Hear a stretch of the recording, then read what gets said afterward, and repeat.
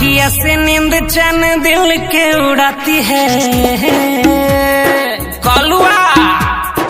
अखिया से नींद चैन दिल के उड़ाती है कलुआ के बहिनी सपना में आती है। सपना में आके हमारों के समझाती है कलुआ के बहिनी सपना में आती है।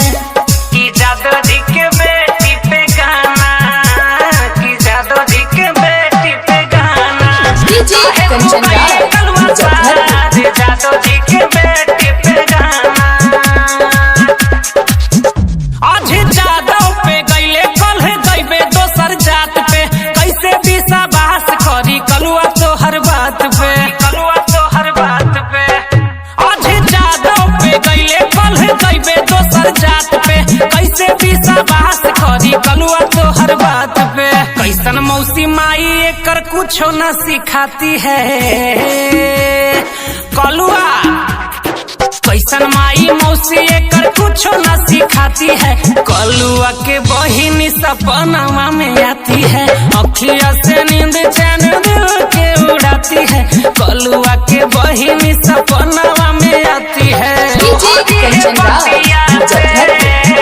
भोजपुरी बदनाम बाबे, जब तू ही ऐसन गाइबे त नया गायक लोग कैसन गाई।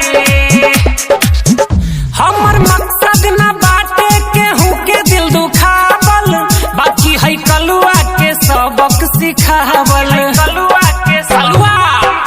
हमर मकसद न बाटे केहू के दिल दुखावल, बाकी है कलुआ के सबक सिखावल। जहाँ देखो लोग करत बाड़े जाति पाती है, करत बाड़े जाति पाती है। जहाँ देखो लोग करत बाड़े जाति पाती है कलुआ के बहिनी सपना में आती है। सपना में आके हमारों के समझाती है कलुआ के बहिनी सपना में आती है। अखिया से नींद चैन दिल के उड़ाती है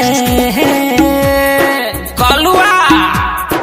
अखिया से नींद चैन दिल के उड़ाती है कलुआ के बहिनी सपना में आती है। सपना में आके हमारों के समझाती है कलुआ के बहिनी सपना में आती है। मां सरस्वती रिकॉर्डिंग स्टूडियो बांसडी बाजार।